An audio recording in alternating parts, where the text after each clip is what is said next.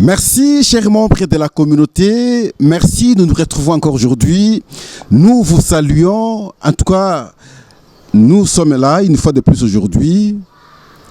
Nous avons lu les messages, chaque message de l'émission d'hier. Merci pour vos orientations. Et nous nous réjouissons parce que là, nous comprenons que nous avons la même lecture tous sur ce que nous avons comme problème aujourd'hui au pays.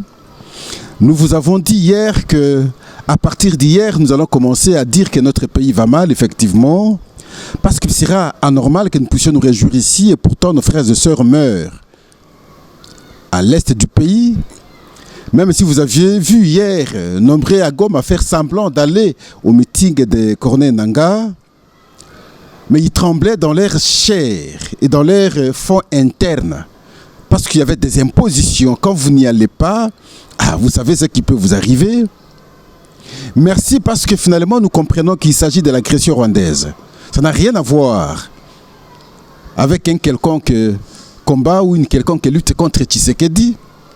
Il s'agit ici, en tout cas, de la matérialisation des velléités rwandaises sur le sol congolais, où le Rwanda visiblement veut avoir des espaces.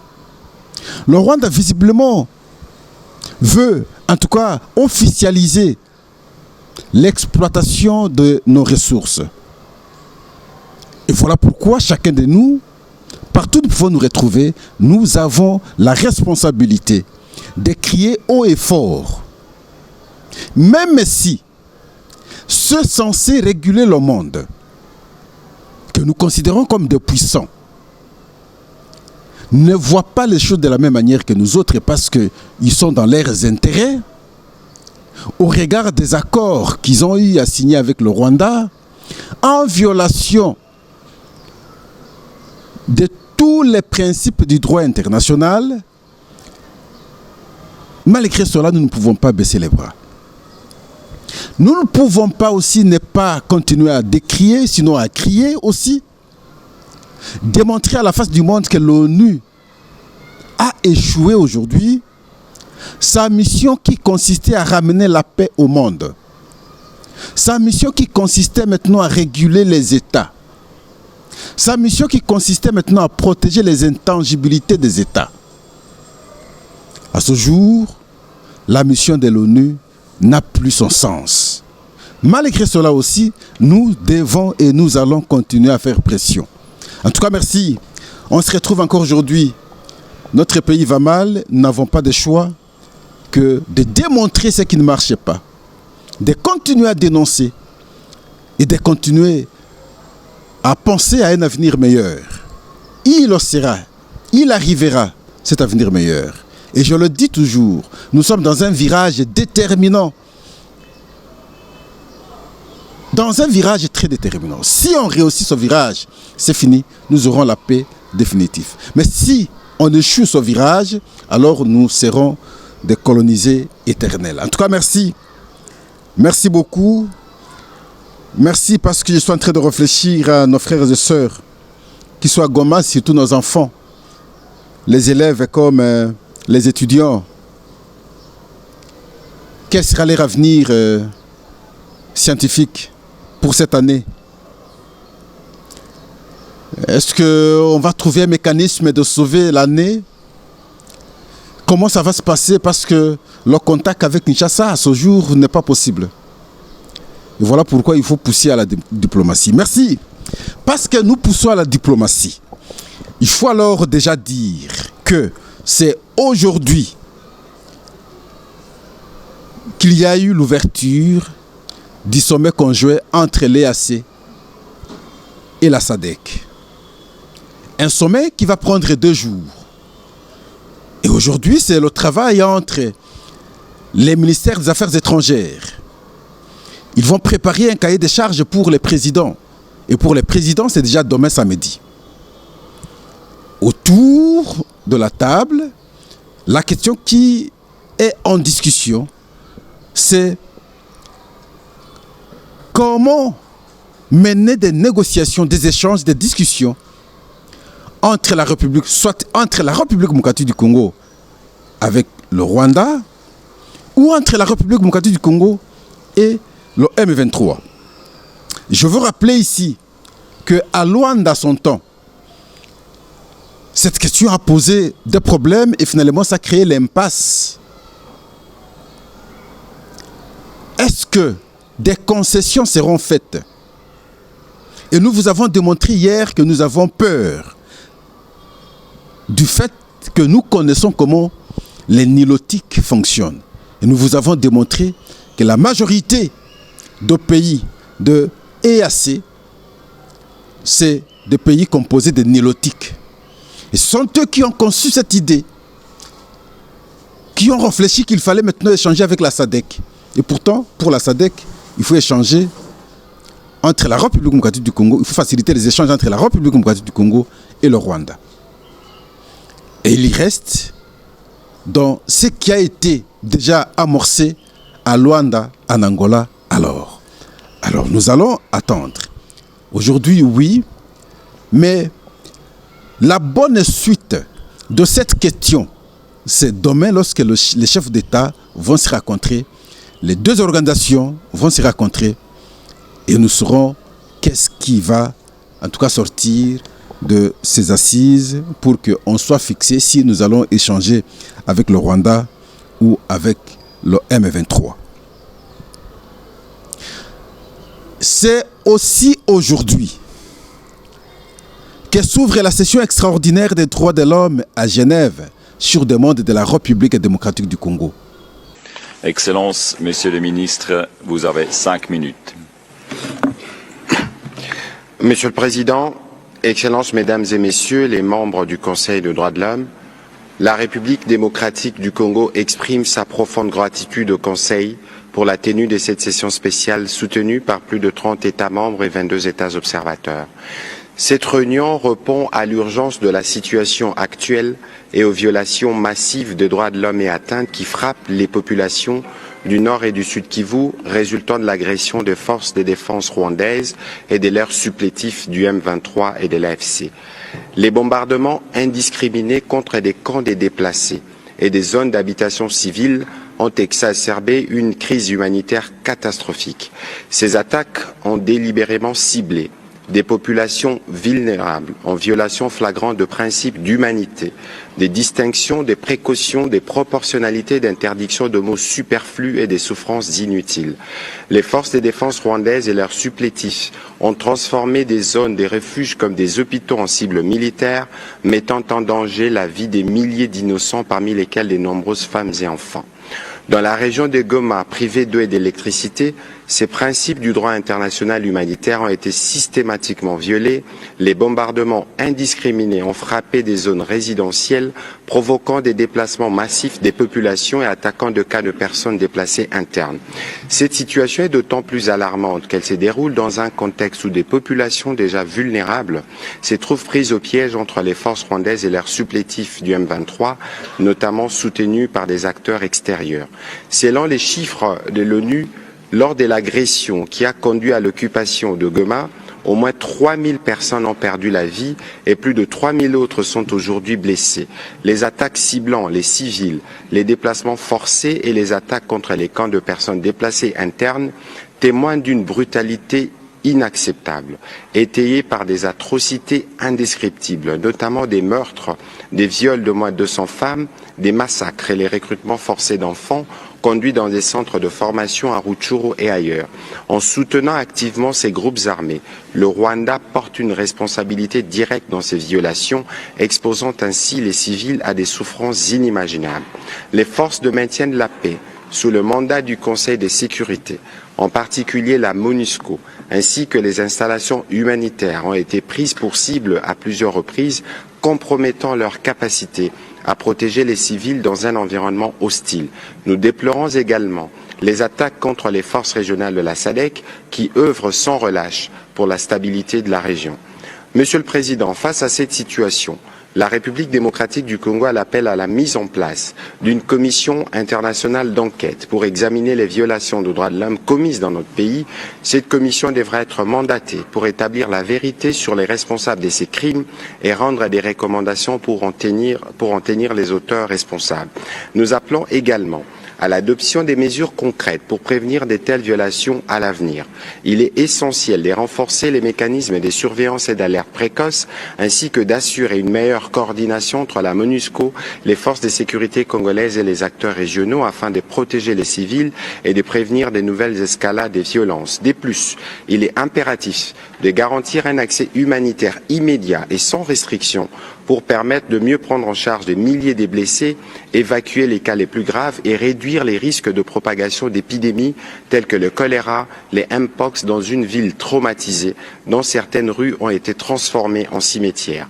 Nous rejetons fermement l'implication continue de certains États, notamment le Rwanda, dans le soutien logistique, militaire et financier à des groupes armés opérant sur notre territoire. Les soutiens du Rwanda au M23, documentés à plusieurs reprises, y compris par les groupes d'experts mandatés par les Conseils de sécurité des Nations Unies, a alimenté la violence dans l'Est de notre pays depuis plus de 30 ans, exacerbant la guerre pour des raisons liées à l'exploitation de ressources minières stratégiques de la République démocratique du Congo. Nous appelons donc ces conseils à tenir le Rwanda responsable de ces crimes de guerre et de ces crimes contre l'humanité, notamment les dépeuplements forcés des populations et leur remplacement par d'autres, ainsi que la domination des nouvelles autorités administratives dans le but d'occuper définitivement ces territoires. Il est urgent d'exercer une pression internationale pour que le Rwanda cesse immédiatement son soutien à ces groupes armés et se retire tout aussi immédiatement du territoire congolais. Monsieur le Président, la République démocratique du Congo reste pleinement engagée dans la recherche de la paix et de la stabilité. Nous réaffirmons notre volonté de travailler de manière constructive avec tous les acteurs régionaux et internationaux, mais il est impératif que la communauté internationale soutienne fermement nos efforts pour mettre fin à cette crise de protection et à la souffrance de notre peuple dans la partie est de notre pays. Nous réitérons donc notre appel à la responsabilité pleine et entière du Rwanda dans cette situation et à des mesures immédiates pour mettre fin à son soutien aux groupes armés. L'adoption par consensus de la résolution qui vous a été présentée serait signe de solidarité pour les millions de Congolais qui vivent aujourd'hui sous l'occupation des forces rwandaises. Je vous remercie de votre attention, Monsieur le Président. Merci. C'est un rapport, bien entendu, des crimes commis sur le sol congolais par les Rwandais qui accompagnent aujourd'hui l'AFC de Corneille Nangaa et les autres. Des crimes de guerre, des crimes contre l'humanité et des crimes qui sont à la compétence de la Cour pénale internationale. Les ONG des droits de l'homme, les organisations des droits de l'homme devraient maintenant apprécier la question. Mais la République démocratique du Congo, comme je le dis ces derniers temps, doit être à mesure, en tout cas, de collectionner tout ce qu'il y a comme preuve à pouvoir permettre à ces organisations d'avoir la lumière sur ce qui se passe. Parce que de l'extérieur du pays, parfois les gens ont une lecture biaisée. Biaisée parce qu'ils ont consommé le mensonge rwandais depuis tous ces temps. On a toujours cru comme si le Rwandais est sur le sol congolais, c'est parce qu'il vient chercher les FDLR. Même alors, hier nous vous avons dit, si c'est parce qu'il fallait chercher les FDLR considérés comme les génocidaires, mais comment, si vous n'êtes pas génocidaire, si vous avez subi le génocide dans votre chair, mais vous ne pouvez pas commettre les mêmes actes, les atrocités du même genre sur le sol congolais. Et nous avons conclu, nous avons dit, c'est simple finalement à comprendre, donc ils sont dans leurs habitudes, ce qu'ils ont eu à commettre en 94, c'est ce qu'ils font aujourd'hui sur le sol congolais, à Goma exactement, simplement parce qu'ils sont habitués à sentir l'odeur du sang humain. Qui, ceux-là, c'est les Tutsis du Rwanda, ici ensemble avec leur président, en tout cas Paul Kagame. Et donc, cette session s'ouvre. En tout cas, je pense qu'il faut, comme ça a été sur la demande de la République démocratique du Congo, je pense qu'on n'est pas allé dans la précipitation. Il faut organiser les choses. Ne faites pas les choses comme des petits enfants. Et finalement, on vous oppose des antithèses qui pourraient vous mettre maintenant mal à l'aise. Et pourtant, c'est sur votre terre et vous avez tout ce qu'il faut pour correctement présenter les faits et faire clouer l'agresseur qui marche sur notre pays depuis très longtemps. Il y a un procès, initiative de la République démocratique du Congo contre le Rwanda, devant la Cour africaine des droits de l'homme et de peuple, CADHP en abrégé. La plainte a été déposée depuis longtemps. Et là, ça n'a rien à voir avec ce qui vient de se passer actuellement à Goma. C'est les actes de massacre et de tueries que le Rwanda a pu commettre sur le sol congolais depuis longtemps. Et le procès s'ouvre le mercredi 12 février 2025 à Arusha, en Tanzanie. Et là aussi, en toute réalité, il y a beaucoup de crimes, même des crimes contre l'humanité et crimes de guerre. Parce qu'il faut saisir pratiquement toutes les juridictions. Dans le passé, nous avons été trop... le concept, c'est lequel, pour bien illustrer cela, nous avons été pratiquement observateurs. On aurait l'impression comme si nous étions nous-mêmes complices. Où le monde entier pouvait se moquer de nous. J'aime et j'apprécie les initiatives actuelles, ne fût-ce que dans le volet judiciaire. C'est important qu'on aille de cette façon. Alors maintenant, nous allons voir comment la Cour africaine des droits de l'homme et de peuple va se comporter.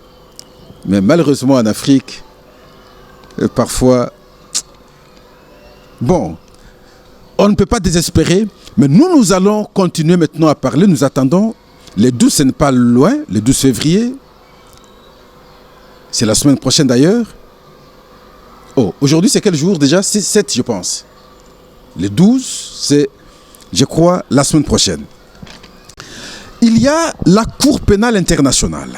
Je reviens encore à cette question. Parce que le procureur a demandé qu'on documente, que les victimes lui présentent ou les transmettent les preuves. Notre joie, c'est que déjà nous comprenons que la Cour pénale internationale est là.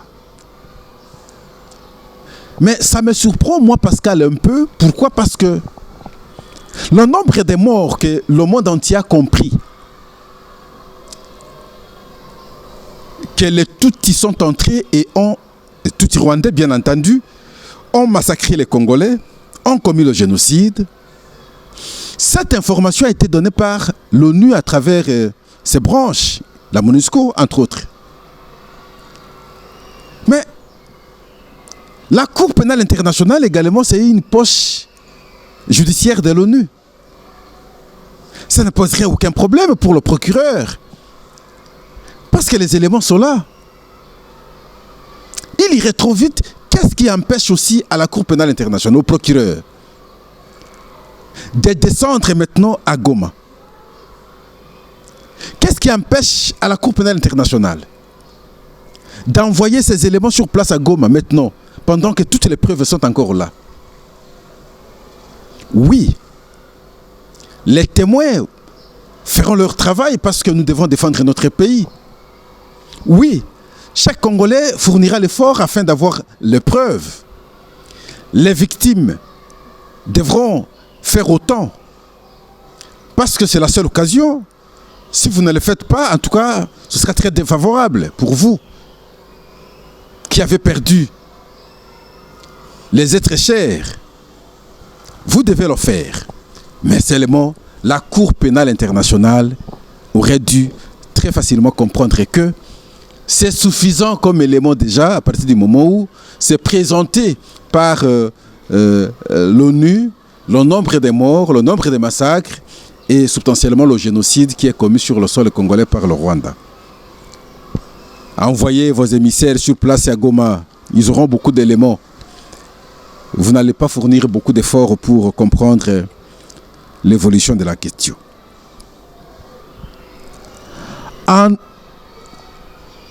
qu'est-ce que je veux dire? À Dar Salam.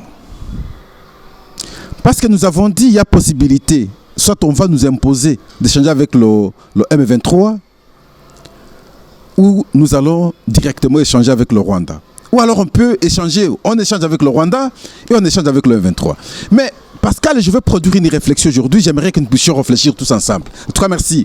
N'allez jamais ailleurs, chers membres de la communauté. Restons ici. Restons ici, parlons pays, ici. Moi, je vous aime. J'ai vu les messages d'hier, j'ai compris comment les Congolais partout ils se retrouvent. Ils pensent à leur pays. C'est comme ça que nous devons faire. Mobilisons-nous, parlons pays, parlons République démocratique du Congo, notre beau pays. Notre beau pays. Mais dans cet état, dans ces conditions. En tout cas, merci. Je veux vraiment à chaque fois vous remercier. Mais j'évoque une problématique. Une problématique, c'est un rapport avec l'identité congolaise. Il y a un moment, le débat a été engagé sur comment produire des cartes d'identité pour les Congolais. Pascal, j'avais pris en son temps fait et cause de ceux qui étaient venus pour nous produire des cartes d'identité. Moi-même, j'ai obtenu ma carte d'identité. Vous allez comprendre, à travers l'analyse d'aujourd'hui, que ceux qui nous font la guerre passent par des stratégies afin de nous bloquer pour que nous ne puissions pas nous organiser normalement à l'interne. Et il y aura des cris pour s'opposer à cette initiative. Détournement, manque du sérieux et j'en passe. Mais je ne pense pas qu'on parle de détournement, qu'on parle de manque de sérieux. À partir du moment où on pouvait avoir des cartes, rien ne peut être égal à l'obtention des cartes d'identité. Pourquoi ?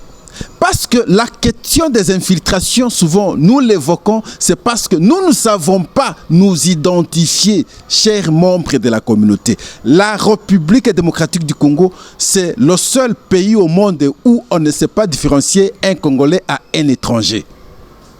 Le seul pays au monde où ces citoyens n'ont pas de carte d'identité. Vous pouvez rester ici ensemble avec un étranger, il est difficile de vous séparer ou de savoir dire que tel est Congolais, tel ne l'est pas.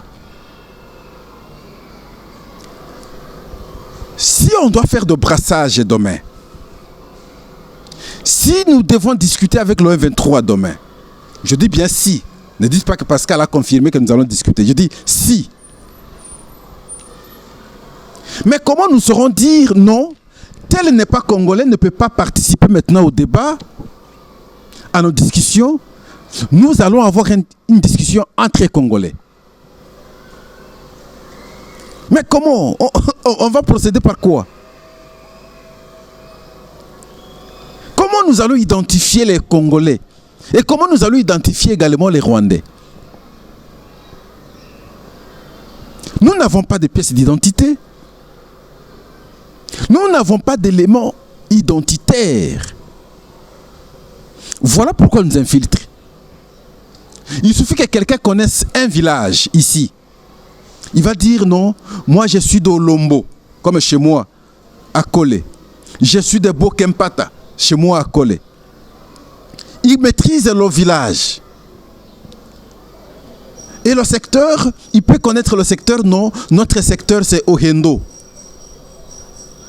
Mais quelque temps après, il connaît le territoire des Kolé, et nous sommes dans le Sankourou. Vous n'allez plus douter de lui. Parce qu'il aura récité ça, il récite ça, il est devant les auditeurs, et ça passe. Et les gens vont consommer. Non, celui-là, c'est un Congolais. Il est de tel territoire, d'ailleurs, son village, son secteur, et puis voilà.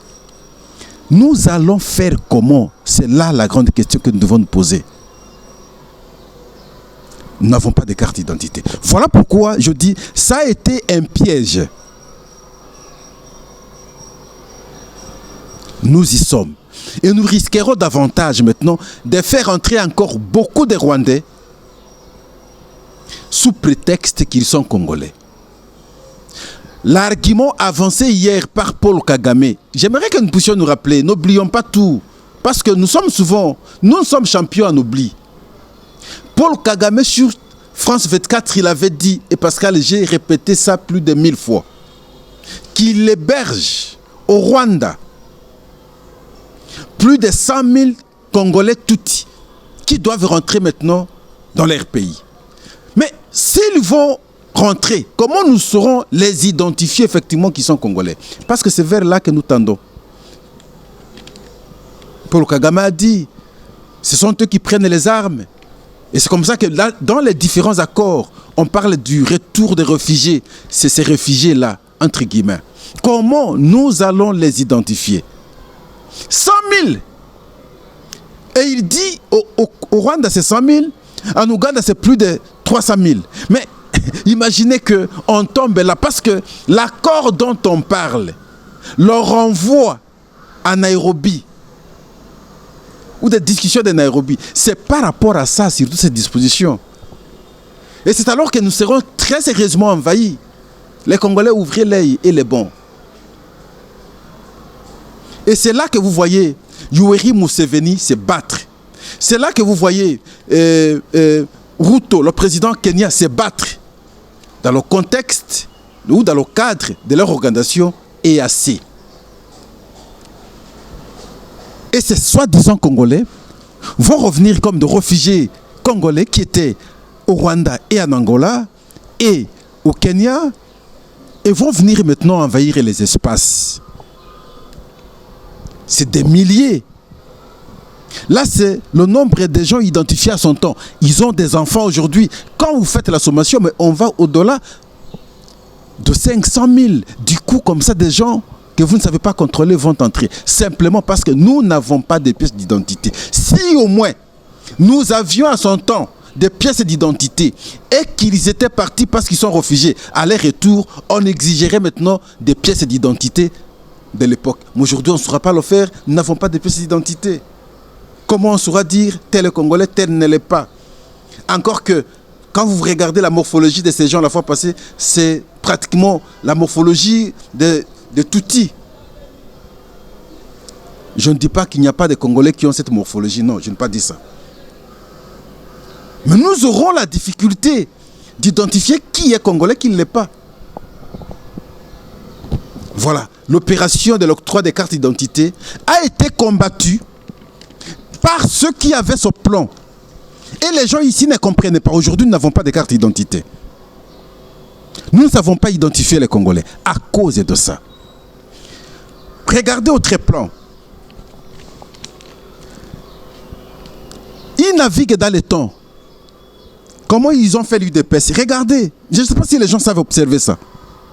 Ils ont compris qu'ils veulent poser tel acte. Il faut déstabiliser l'UDPS. Aujourd'hui, où est la force de l'UDPS? Dans la division, on n'a pas l'harmonie. Dans la division, on n'a pas l'harmonie. On a détruit la force de l'UDPS. Certains sont ici, les autres sont là-bas. La cohésion n'existe plus. Non, mais il faut retrouver la cohésion pour rebattre la force. Ils ont travaillé dans le temps. Dans cette histoire, l'argent a circulé pour diviser les gens. Parce qu'il fallait atteindre l'objectif. Et voilà, on est là, divisé. Parce que les gens ne savent pas naviguer dans le temps. Comme si cela ne suffisait pas, je vais vous donner un deuxième exemple. Dans les Haut-Katanga, pendant ce temps, s'il vous plaît, non, s'il vous plaît, on peut tout sauf être bêté jusqu'à son niveau. Réveillez-vous, réveillez-vous, réveillez-vous. Dans le Haut-Katanga, les loups qui sont dans la marmite de l'union sacrée, que l'UDPS a adopté, visiblement qui sont en intelligence avec l'ennemi, qui travaille contre le pays, contre le régime, contre Tshisekedi. Allez, il faut monter des coups. Il faut mettre à l'écart les éléments gênants, entre autres le vice-gouverneur, Martin Kazembe Choula. Allez, la procédure bidon qui n'a pas de sens. Les actes posés hier lorsqu'il était maire, des actes administratifs qu'on peut très facilement annuler. Aujourd'hui, la personne est vice-gouverneur. Et des actes qui ont été hier sanctionnés par une appréciation de l'action judiciaire. Et tous les services de l'État ont acté. Et voilà, il faut trouver la raison pour le faire partir. Jusqu'à organiser une session extraordinaire. Vous savez combien ça coûte une session extraordinaire? On organise une session extraordinaire pour atteindre cet objectif. En quelle période? C'est au moment où on prend Goma. Et vous savez, du nord Kivu, du sud Kivu, pour arriver dans le Haut-Katanga, c'est très facile. Pour arriver dans l'espace du Grand Katanga, c'est très facile. Mais quand vous regardez l'UDPS, les gens dorment. Les gens pensent que c'est une situation normale. Ce n'est pas une situation normale. Pourquoi simplement maintenant? Posez-vous la question, pourquoi simplement maintenant? Les amis, vos amis naviguent dans les temps. Vous restez dans le présent. Vous vous contentez du présent. Et le présent est souvent éphémère. Il faut construire le dur dans l'avenir. Et alors à ce moment-là, il faut savoir naviguer. Aller 1 mois, 2 mois, 1 an, 2 ans dans le temps afin de comprendre ce que vous devez déjà poser comme acte aujourd'hui et les objectifs à atteindre demain. Ouvrez l'œil, il est bon. Hier, j'avais pleuré. À l'émission d'hier, j'avais pleuré parce que on aurait l'impression comme si on ne comprend pas les choses de la même façon que la grande population, que beaucoup de Congolais. Le pouvoir ivre, ça c'est vrai. Non, le pouvoir enivre. Mais si, déjà maintenant, vous ne savez pas vous rendre compte, c'est qu'il ne sera pas bénéfique de notre part, de notre point de vue. Merci. Nous étions en train de regretter, de réfléchir comment on peut faire pour sauver les études des enfants dans des parties aujourd'hui contrôlées par le M23 avec le Rwanda. Les ministères des tutelles sont ici. On ne sait pas si tous les enseignants sont en vie. On ne sait pas si tous les enseignants sont là. Sûrement d'autres ont fui. Sûrement d'autres sont décédés. Avec ces génocides, c'est fort possible qu'on perde certains enseignants. Comment ça va se réorganiser pour qu'on sauve l'année académique ou scolaire? Cette question est fondamentale. Vous avez le plaisir de prendre les armes. Vous avez le plaisir d'occuper les espaces. Mais pensez également à l'avenir de beaucoup de gens. Pensez également à la souffrance de beaucoup de gens. En tout cas, merci. Nous, on s'arrête ici. Hier, je regardais ce qui a été l'entrée de M23, sinon des Rwandais, à Goma. Non, non, non, non. Tant qu'on sera humain, difficile de pouvoir regarder ces images-là. Merci. Vous qui balancez ces images, l'occasion vous est donnée. La Cour pénale internationale vous demande de collectionner les preuves. C'est mieux de le faire à l'endroit de la Cour pénale internationale que de les disperser comme ça. En tout cas, merci. Au revoir.